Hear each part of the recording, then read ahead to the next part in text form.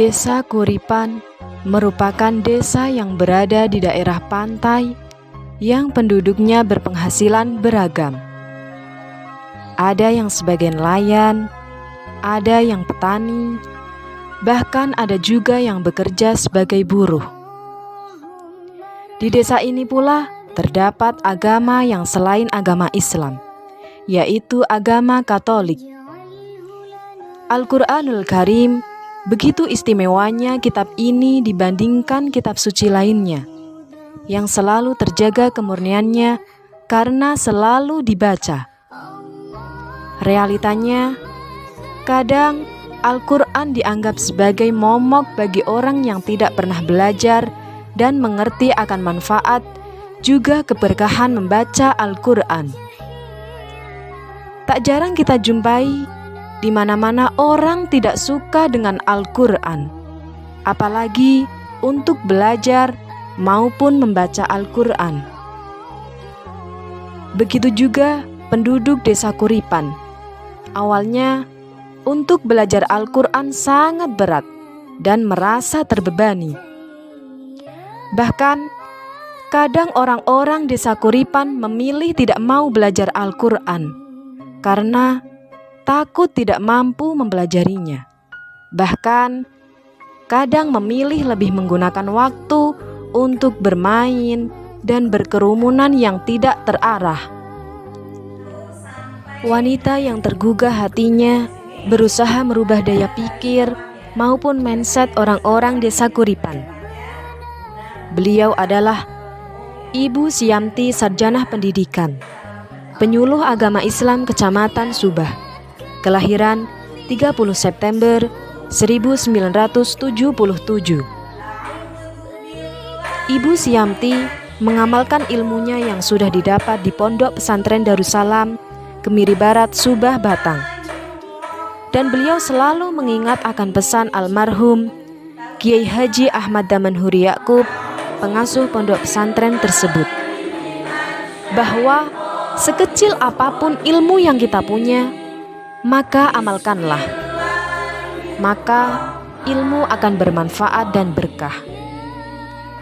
Dengan pegangan itulah beliau selalu optimis bahwa beliau mampu dalam mengajarkan ilmu, khususnya cara membaca Al-Quran dengan baik dan benar.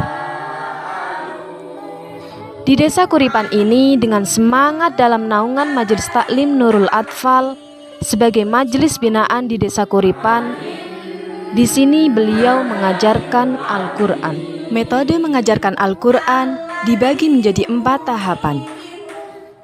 Yang pertama, membaca klasikal, dengan tujuan agar anak-anak yang belum lancar bisa terbantu.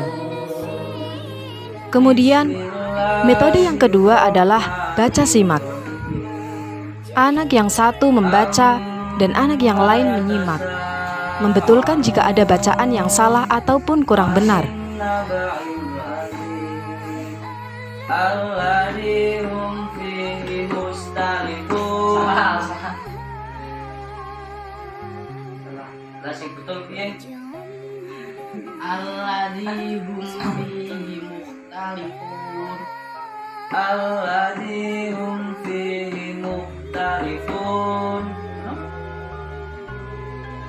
Ketiga, metode tahsin, yang bertujuan untuk memperlancar dalam membaca Al-Quran.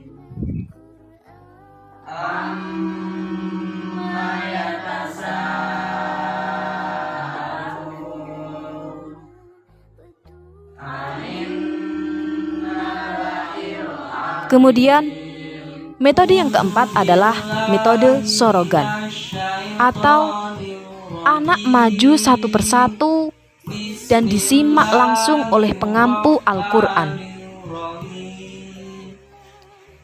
Dengan cara ini, mempermudah anak mempelajari dan belajar membaca Al-Quran. Selain dengan 4 metode tersebut, praktik dalam membaca Al-Quran dengan cara ketukan memakai jari, dengan tujuan agar anak-anak cepat memahami panjang pendek dan dengung.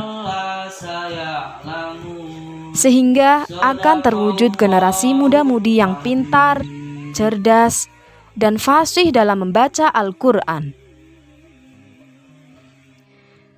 Sekarang ini tercermin dari giatnya pemuda-pemudi Desa Kuripan yang senang tadarus, sholat berjamaah. Tujuan saya untuk mengadakan pembelajaran ini yaitu yang pertama, bagaimana di Desa Kuripan ini banyak anak-anak yang belum mengenal untuk membaca Al-Quran, sehingga bisa terarah masa depannya. Pemuda-pemudi Desa Kuripan bisa menjadi pemuda-pemudi yang berguna. Kami sebagai Kepala KUA Kecamatan Sudah, saya melihat sifat terkejam Ibu Sianti sebagai penyuluh agama Islam di Kecamatan Sudah. Saya akui sangat luar biasa.